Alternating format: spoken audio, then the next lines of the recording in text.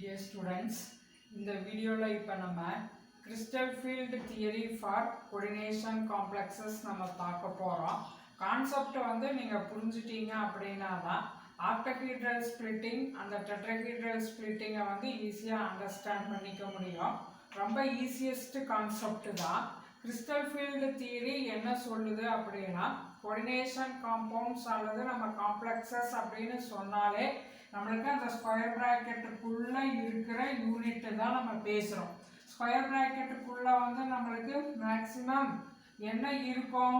Central metal ion. இப்போ for example கோபால்ட்னா cobalt, இல்லை அயன் அப்படின்னா அயன். இந்த மாதிரி சென்ட்ரல் மெட்டல் அயான் இருக்கும். அது கூட வந்து நம்மளுக்கு பாண்ட் ஃபார்ம் பண்ணி இருக்கிற லிகான்ஸ் இருக்கும். அது டெட்ராஹெட்ரலாக இருக்கலாம், ஆக்டாஹெட்ரலாக வேணாலும் இருக்கலாம்.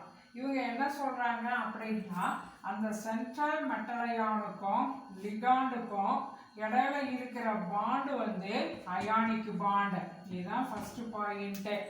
கிறிஸ்டல் ஃபீல்டு தியரி என்ன சொல்லுது அப்படின்னா கோஆர்டினேஷன் காம்ப்ளெக்ஸஸில் மெட்டல் அயானுக்கும் லிகாண்டுக்கும் இடையில இருக்கிற பாண்டு வந்து அயானிக் இன் நேச்சர்.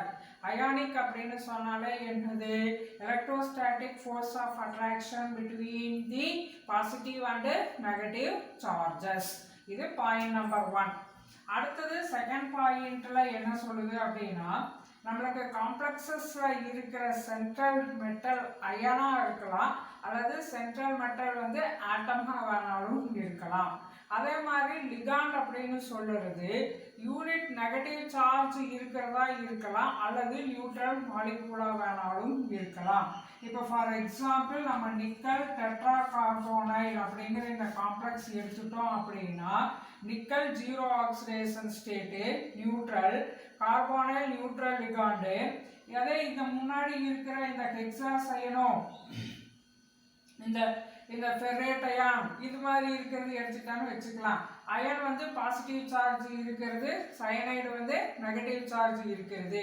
அப்போ காம்ப்ளெக்ஸில் இருக்கிற மெட்டல் அயான் அல்லது ஆட்டம் நம்ம எடுத்துட்டோம் அப்படின்னா மெட்டல் அயானுக்கும் நம்மளுக்கு என்ன இருக்கும்? Positive charge, unit positive charge அப்படின்னா ஒரு ஃபுல் பாசிட்டிவ் சார்ஜ் இருக்கிறது.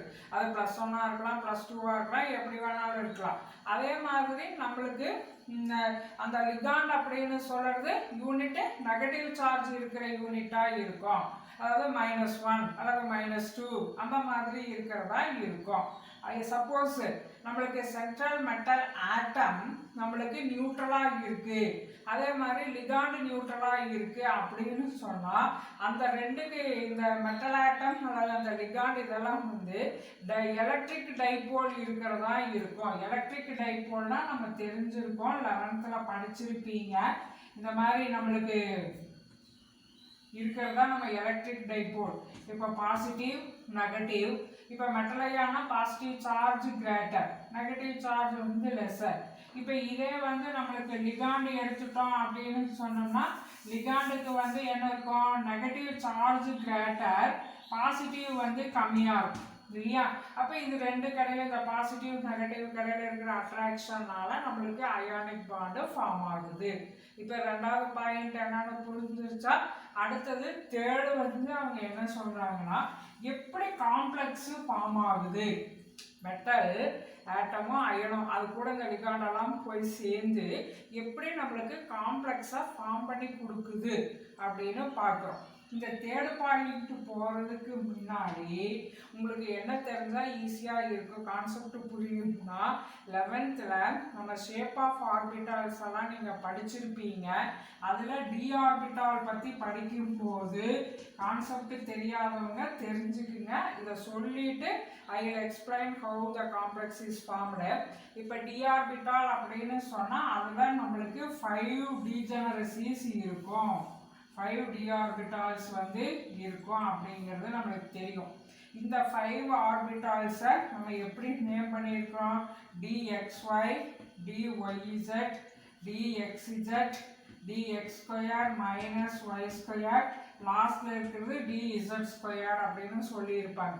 அடுத்தது இந்த ஷேப் ஆஃப் ஆர்பிட்டால்ஸ் நம்ம படிச்சிருப்போம்.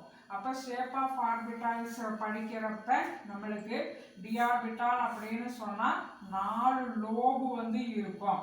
இப்போ ஃபார் எக்ஸாம்பிள் இது dxy அப்படின்னா ஒரு ஆக்சிஸ் வந்து நம்ம எக்ஸ்ன்னு கன்சிடர் பண்ணிக்கணும், இனி ஒன்று y.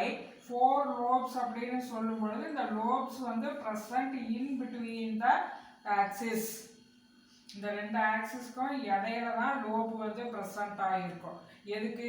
dxy. அதே மாதிரி dyz எடுத்துட்டீங்கன்னா ஒன்று y ஆக்சிஸ் அப்படின்னு சொல்லிட்டு இனி ஒன்று வந்து z ஆக்சிஸ்னு வச்சுக்கலாம். இதுக்கும் அதே மாதிரி தான் லோப் வந்து இன் பிட்வீன் த ஆக்சிஸ். அடுத்தது வந்து நம்ம dx z அப்படின்னு சொன்னால் ஒன்று எக்ஸாகவும் ஒரு ஆக்சஸ் வந்து நம்ம ஒய்யாகவும் கன்சிடர் பண்ணிக்கணும். இங்கேயும் லோப் வந்து நம்மளுக்கு என்ன இருக்கும்? இந்த மாதிரி ஆக்சஸ்க்கு இடையில இருக்கும். இது தெரிஞ்சிருக்கும். இதே வந்து நம்மளுக்கு dx square minus y square, இது எக்ஸு இது ஒய்ன்னு வச்சுக்கலாம். இதில் ஆக்சஸ்க்கு மேலே தான் லோப் வந்து இந்த மாதிரி ப்ரெசன்ட் ஆகியிருக்கும். So the லோப்ஸ் are present on the access அப்படின்னு சொல்கிறோம். அதே மாதிரி dz ஸ்கொயர்டு ஆர்பிட்டால் நம்ம படிச்சிருப்போம். இந்த மாதிரி டம்பல் வித் டானட் ஷேப் அப்படின்னு சொல்லிட்டு, அப்போ இதில் எல்லாம் வந்து ஆக்சஸ் மேலே வந்து அந்த லோப்ஸ் வந்து ப்ரெசன்ட் ஆகிருக்கு, ஆர்பிட்டாலோட லோப்ஸ் வந்து ப்ரெசன்ட் ஆகிருக்கு. அப்போ டி ஆர்பிட்டால் அப்படின்னு சொன்னால் 5 விதமான ஆர்பிட்டால்ஸ் இருக்குது. அதில் 3 இடத்துல லோப் வந்து இன்பிட்வீன் த ஆக்சஸில் இருக்கும். 2 ஆர்பிட்டாலோட லோப் வந்து ஆக்சஸுக்கு மேலே ப்ரெசன்ட் ஆகியிருக்கும். இப்போ அடுத்து வந்து தேர்ட் பாயிண்ட், அதாவது கிறிஸ்டல் ஃபீல்டு என்ன சொன்னாரு அப்படிங்கிற தேர்ட் பாயிண்ட்லாம் போவோம். இங்கே வந்து ஸ்டெப் வைஸ் 3 ஸ்டெப் கொடுத்துருக்காங்க.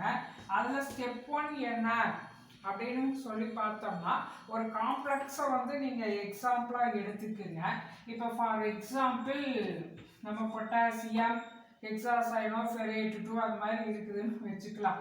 அதுக்கு ஃபார்முலா எழுதணும்னா என்னது? K4Fe வந்து 6 அப்படின்னு சொல்லுவோமா? நம்மளுக்கு K4 பற்றி கவலை இல்லை, FeCN6 எடுத்துக்கலாம். இங்கே அயன் வந்து நம்மளுக்கு +2 ஆக்சிடேஷன் ஸ்டேட்டில் இருக்குது. சயனைடு வந்து லிகான்ஸாக இங்கே ஆக்ட் பண்ண போகுது.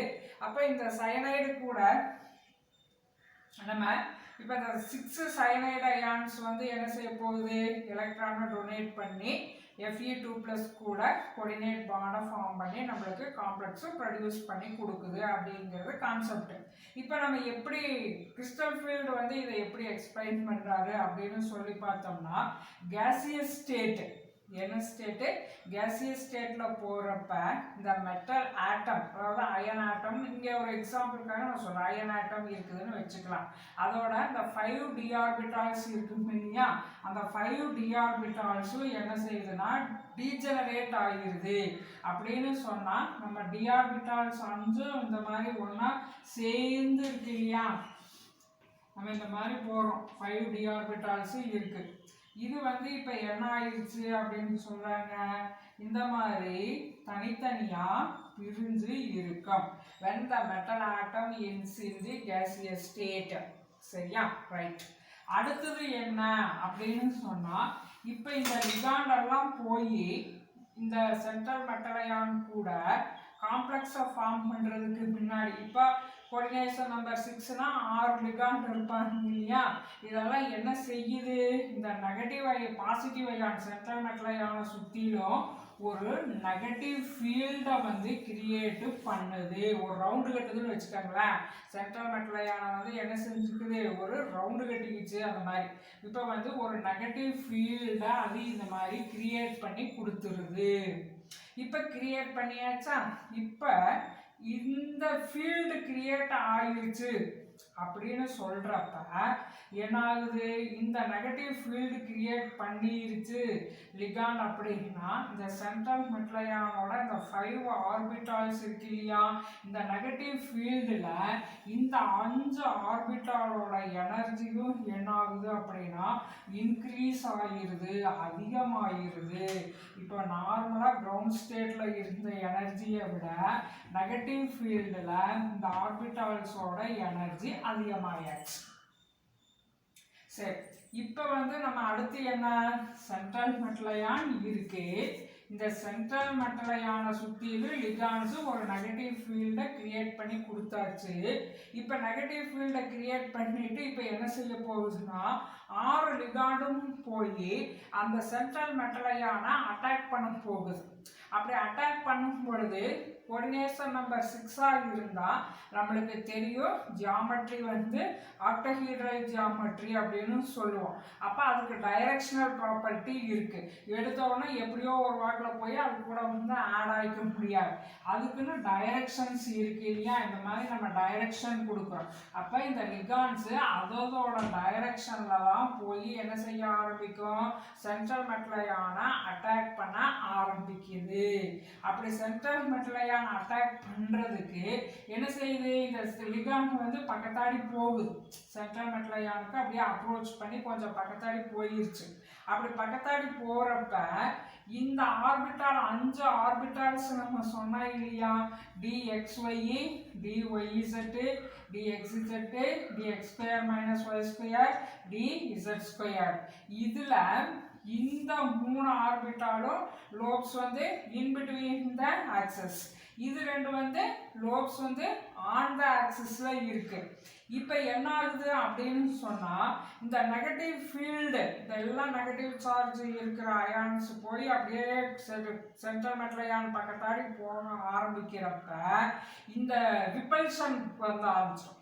இந்த நெகட்டிவ் ஃபீல்டுக்கும் இந்த இதுக்கும் இடையில ஆர்பிட்டால்ஸுக்கு இடையில இருக்கிற அந்த ரிப்பல்ஷன் ஃபோர்ஸ்ல என்ன ஆக ஆரம்பிக்குது அப்படின்னு சொல்லி பார்த்தோம்னா இந்த லோப்ஸ் லையான் த ஆக்சஸ்ல இருக்கிற 2 ஆர்பிட்டால்ஸோட எனர்ஜி இந்த 3 ஆர்பிட்டால்ஸோட எனர்ஜியை காட்டிலும் இந்த 3 விட இந்த 2ஓட எனர்ஜி என்ன ஆரம்பிக்குது, அதிகமாக ஆரம்பிச்சிருது.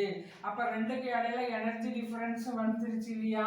அப்போ 2 ஆர்பிட்டாலோட எனர்ஜி அதிகமாக போகுது, 3 ஆர்பிட்டாலோட எனர்ஜி மற்றதை காட்டிலும் அதிகமாகிடுச்சு. அதை விட இதோடது கம்மியாக இருக்கு. அப்போ இதைத்தான் இப்போ 5 ஆர்பிட்டால் அது என்ன செஞ்சாச்சு, 2 செட்டாக பிரிச்சிருச்சு. லிகான்ஸ் சென்ட்ரல் மெட்டலையான அப்ரோச் பண்ணி பக்கத்தாடி போகிறப்ப அந்த சென்ட்ரல் மெட்டலையானோட 5 ஆர்பிட்டால்ஸை 2ஆக பிரிச்சிருச்சு, 2 குரூப்பாக பிரிச்சிருச்சு. அதில் நம்மளுக்கு இந்த லோப்ஸ் லை ஆன் த ஆக்சஸ் அந்த 2 ஆர்பிட்டாலும் நம்ம என்ன ஆர்பிட்டால்ஸ்னு சொல்லுவோம், இஜி ஆர்பிட்டால்ஸ் அப்படின்னு சொல்லுவோம். இந்த 3 இருக்கு இல்லையா இன் பிட்வீன் த ஆக்சஸ்ல, அதை நம்ம T2G ஆர்பிட்டால்ஸ் அப்படின்னு பேரு. அப்போ 2 குரூப்பா பிரிஞ்சிருச்சு இல்லையா. இதைத்தான் நம்ம கிறிஸ்டல் ஃபீல்டு ஸ்பிளிட்டிங் அப்படின்னு சொல்றோம். கிறிஸ்டல் ஃபீல்டு ஸ்பிளிட்டிங் அதாவது லிகாண்டோட ஃபீல்டுல அந்த 5 d ஆர்பிட்டால்ஸும் 2 groups split ஆகிறதான் we are calling as crystal field splitting. சரியா, அடுத்து இதுல என்ன அப்படின்னு பார்த்தோம்னா எப்படி காம்ப்ளெக்ஸை உருவாக்கி கொடுக்குது அப்படின்னு சொல்றோம். இப்போ நம்ம என்ன சொன்னோம், அதோட டைரக்ஷன்ல இந்த மாதிரி லிகான்ஸ் எல்லாம் அட்டாக்கு பண்ணுது. எதைய சென்ட்ரல் மெட்டலையான அட்டாக்கு பண்ணுது. அப்போ ரொம்ப க்ளோசர்ல பக்கத்தாடி வர்றப்ப ஸ்பிளிட் பண்ணி விட்டாச்சு. அப்போ இன்னும் பக்கத்தாடி போகுது, இன்னும் சென்ட்ரல் மெட்டலையானுக்கு க்ளோஸராக போகுது. அப்போ central metal ion positive charge, ligand negative charge. அப்போ இந்த பாசிட்டிவ் நெகட்டிவ்க்கு இடையில இது என்ன செய்யும், ஒரு அட்ராக்ஷன் பிளே ஆகுது, electrostatic force of attraction play ஆகுது லிகாண்டுக்கும் மெட்டலையானுக்கும் இடையில. அப்போ டோட்டலாக காம்ப்ளெக்ஸ் ப்ரொடியூஸ் ஆகிறப்ப இந்த லிகாண்ட் மெட்டலையான்ஸ் இதெல்லாம் சேர்ந்து கம்பைன் ஆகிறப்ப எனர்ஜி குறையுது. Energy of the complex form ஆகுறப்ப எனர்ஜி என்னாச்சு நம்மளுக்கு டிக்ரீஸ் ஆகுது. லிகான் மெட்டலையானோட எனர்ஜி டிக்ரீஸ் ஆகுது. அப்போ அந்த டிக்ரீஸ் ஆன எனர்ஜி எங்கே போகுது அப்படின்னு சொல்லி பார்த்தோம்னா அந்த எனர்ஜியை தான் காம்ப்ளெக்ஸு ஃபார்ம் ஆகுறதுக்கு இந்த லிகான்ஸும் மெட்டலையானும் யூஸ் பண்ணிக்குது. That is converted into driving force for the formation of the complex. இதுதான் வந்து கிறிஸ்டல் ஃபீல்டோட தியரி. என்ன ஸ்டூடெண்ட், தியரி புரிஞ்சுதுன்னா நீங்களும் படிங்க, உங்கள் ஃப்ரெண்ட்ஸுக்கு சொல்லுங்கள், நம்ம சேனலை சப்ஸ்கிரைப் பண்ணுங்கள். If there any doubts you can inform in the comment box. I will clarify your doubts. Thank you for வாட்சிங்.